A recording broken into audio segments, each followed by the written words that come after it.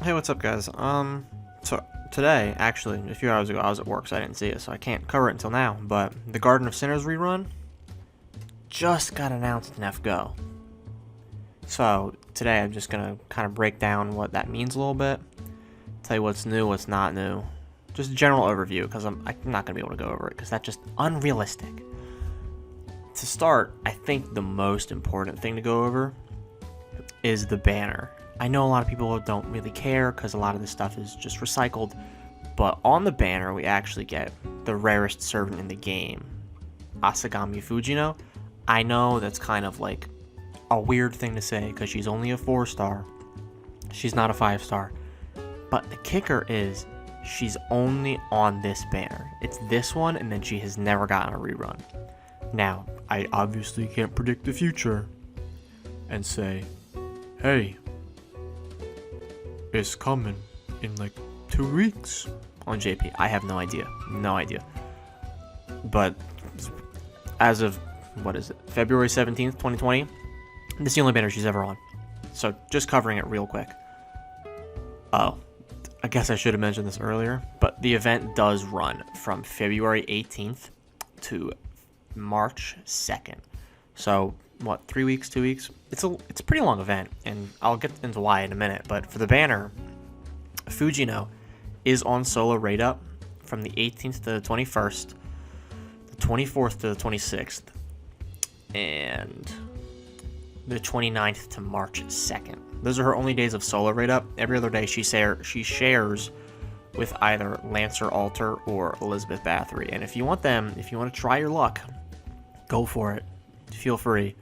And obviously, Poster Girl, Shiki Saber, she's on every day. She doesn't share rate up with anyone. You could be summoning for any of these 4 stars, assuming you are summoning for Fujino, like I am, and you should, because she's really good. She's an incredible unit, outside of a rarity. She's a 4-star. She's fairly easy to get compared to her 5-star counterparts. Regardless, Saber Shiki's on every day if you want her. She comes back all the time. If you don't want her, it's not a big deal. Now getting into the meat and the potatoes of it.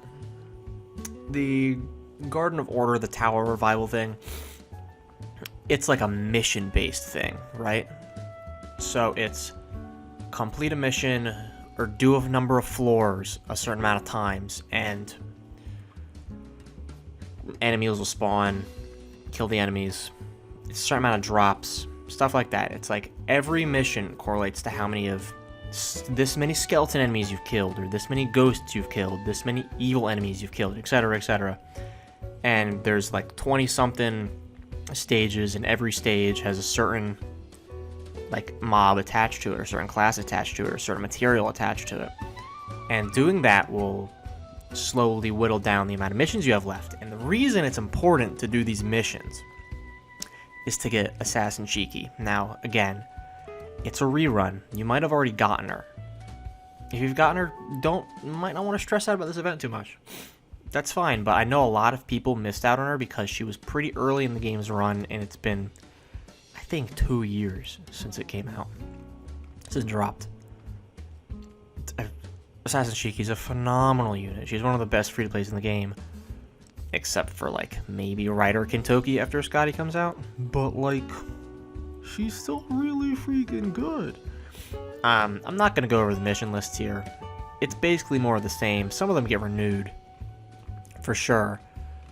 Like, I know some of them, like, rewards get changed from silver class pieces to gold. And some of the mission requirements go from skeletons to kill this many ghosts. But, I mean, overall, it's the same kind of event. Kill enemies, get missions done. With every mission, you get a reward. Just do the missions and get the stuff. It's really all it comes down to. It's a pretty basic event. Not a whole lot that we haven't already seen. Actually, I don't even know when the last mission event we got was. The closest I can think of is Seraph, but that was like a year ago, and we definitely got something between that. So don't hold me to that. But getting into the new stuff besides Fujino, obviously. Void Shiki actually gets her animation update here, and a sprite update. She might get an MP update. I think it's just, I mean, that might just be a part of the animation, just might all fold in. But, I mean, they're pretty nice animations. I'll link them in the description below, because I won't know where to find them until I'm editing this, but, ugh, you know.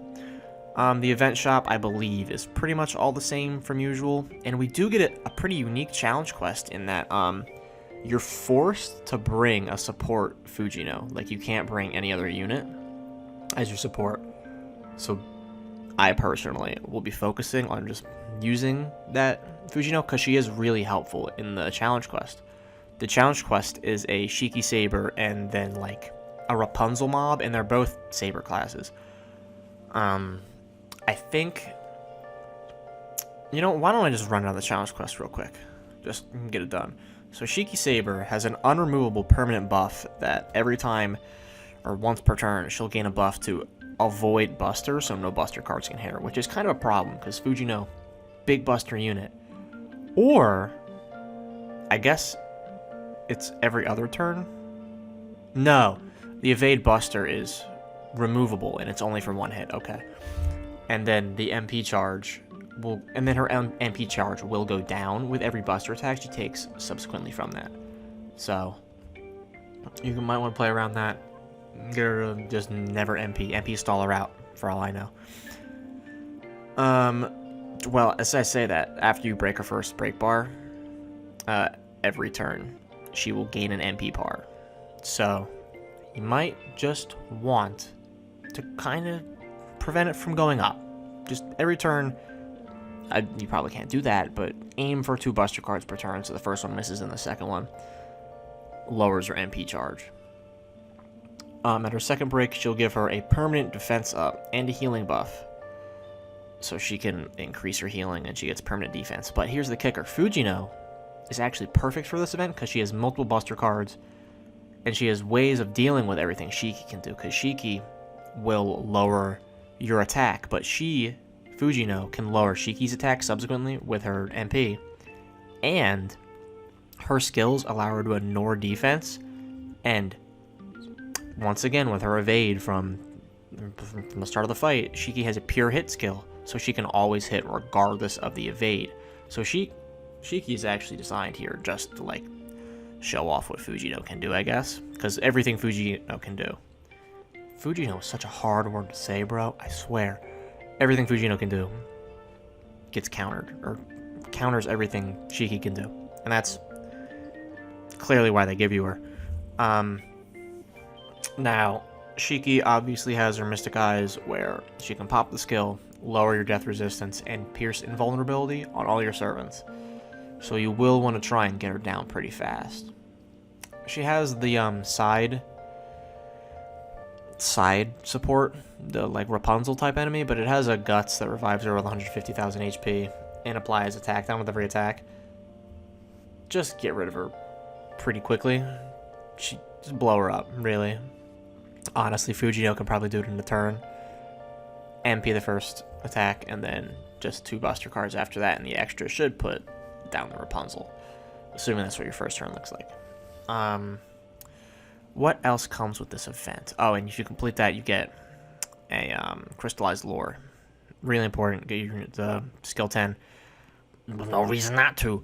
Fujino has a trial quest, which is like designed for babies, you know. Pretty much everyone can do it. You get a summon ticket out of it. Start saving for Anniversary, the Apocrypha event, Karna. Really, anything you want to use it for, just use that for. It's a free ticket, basically. Besides that, without delving into story, because I don't want to get into the story, and without talking event shop, because I don't really feel like doing that, and you get skill gems, you get fucking feathers. I don't want to get into it, but skill gems, feathers, gears, typical stuff. Most of the same from the event shop previously just rolls over, and then they add on like a new thing, like you get stakes or whatever. All in all, though, if you played the first event, you kind of know what you're expecting here. If you didn't, it's really easy up until the end.